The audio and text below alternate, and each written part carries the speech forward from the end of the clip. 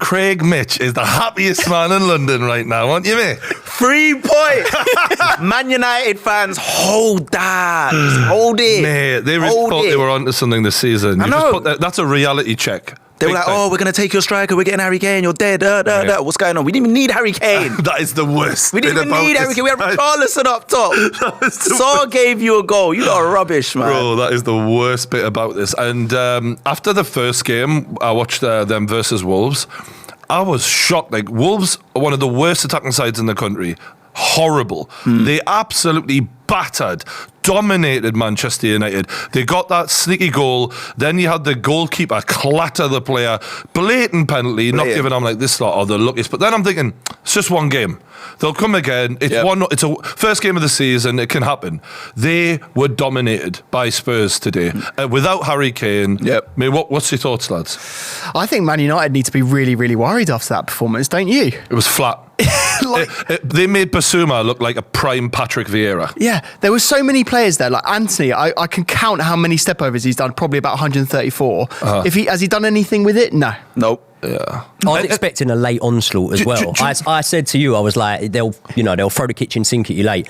Nothing really happened, did it? They'll throw anything. Nothing sustained. It was the midfield as well. For me, when Man United bolstered that midfield in the summer, I was like, Casimiro, Mount, Fernandes. That is a great midfield. It's not. And yet they were bossed. Casimiro on paper looks amazing, but Man United need to have like a Rodri type of profile. Someone that can actually like play out of the back and keep the ball. Casimiro is a very good defensive midfielder, but if you want to be a ball-dominant team, he's not the player for that. When you have Modric and Kroos doing the work for you, it's amazing, but Mount and Fernandes, they give the ball away way too often, so I knew that was going to flop from the get-go, and I'm not surprised how poor they've been. But you haven't got them in your top 4, have you? No, I haven't, that's why. Wow. Balance is important in football. People can... that's what Newcastle have on paper. They're not amazing players. You look at, they're not, high-rated. We don't have the match winners Man United But what you have, what Eddie Howe has is a balance. When you got good balance, I see it with last year with Arsenal as well. When you get right balance in midfield and stuff, especially midfield, you're going to thrive. Well, in terms of what Man United offered going forward, it was so little. Like, you're looking for Rashford to do what he was doing last season.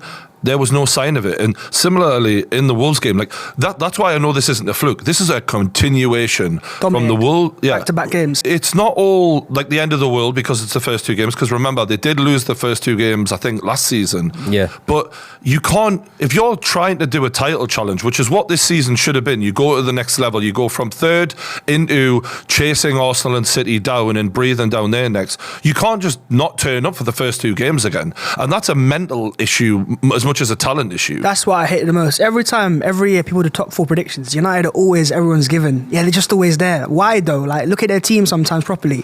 And last year I think they got lucky. I think Newcastle, that was their first top 4 charge properly. So they, just about finished above them. And Newcastle were better over the most of the season. Brighton came towards the end of the season. Chelsea were very poor. Liverpool were poor. Now those teams will be better. And United are going to have to worry about the top 4 rather than title. But they've spent money though. This is the narrative cannot be allowed. Like, the Man United fans love complaining about the Glazers, and I understand why. But you've been spending money, like net spend. Ten Hag in 1 year has already caught up the Klopp in 8 years. It's not like you're not spending money. Yeah. It's just about getting the best out of these lads. You can't, there's no way Wolves and Spurs should be dominating this Man United team. And what we're going to have is a lot of excuses because they love Ten Hag a lot. And I get it. You want to put your hope in this guy. He is a good manager. But there is no excuse good enough for me now to hear why you've been dominated by Wolves and Spurs. It's just Are we no disrespect, Mitch. No disrespect. No, of course. As much as I want to jump on the parade and bash Man United, which I started off doing that, but are we jumping the gun a bit though? Like, because it is early in the season. Well, they've got There's the a lot striker of to come games back. to go. Højlund, you're a player profile expert. What do you make of the lad? He's a good player, but he ain't transformative enough to fight for a title. So that's what I'll say. United, he's a good striker. He'll score some goals. Maybe score, if he's fit enough, maybe 10 goals a season, maybe 15 if he's lucky. And 10, in his first, low. in his 10. How much they pay for him? 10 goals. In his first season. Last year he scored 9 goals. Kid, he scored 9 goals last year. He could surprise people, of course he could, but he's not transformative enough for them to close the gap on City and Arsenal. It was funny because I said to Craig when you sat down about Rashford just not looking the part, and you went, he signed that new contract, has he? And I was like, Yeah. I mean, it's not a bad shout. Like, you do see players when they get that big deal, they kick back a little bit. But I don't. He looked. He got a bit angry today, didn't he? You said he got taken off. When he came off, he threw a bottle down. I think it's more exasperated with himself and his own performance. Do we think that Rashford is the number 9 that Man United need, though? Like, No. for me, he's always been better in that left position. But he's having cutting inside. He's having to do his best in a system while Højlund is out, so you know, and he'll hopefully get that space later. But you can't tell me Spurs are massively well equipped in this game, and yet they are dominant. And players like Maddison showing up when Bruno Fernandes is not. And Mason Mount still not quite fitting in the way we thought he would. Yeah. It's not like Spurs have gone and smashed Brentford in their first match and then they're coming into this one bang on form and whatever. You know, they've had a draw in their first match. Is it too early to be looking at Mason Mount's performances, or is that just a Chelsea No, fan? I think a lot of people are looking at Mason Mount and giving him, I thought, what was harsh criticism, because it was one game. Yeah, but pre-season also. I know everyone says pre-season doesn't matter, but actually recent history would suggest you that pre-season does matter. Well, KG was with Man United throughout the pre-season. He sat here last week going, it ain't been looking great in pre-season, and that's exactly what we're seeing now. I mean, they don't look like a team that is in sync with one another. They look discombobulated right now. I was with KG in the USA for the Arsenal United game, and how gassed they were after the game. Him and Flex, oh, look at us, we won this game, oh, look how good we are. And now it's bare silence. You know, where is he now? Do you see him? Yeah, no, he he's ducked not. out. He didn't want this one. You know what I mean? Yeah. But no, for me, I think this is a really early bit of pressure that I wasn't expecting to see on Ten Hag. I expected him to have pressure throughout the season because you spend that much money, you've got to deliver. And last season, their away performances against the bigger teams, we've seen they didn't win a single one against the big sides. And again, they've started off in similar fashion, losing at arguably the easiest of the big six.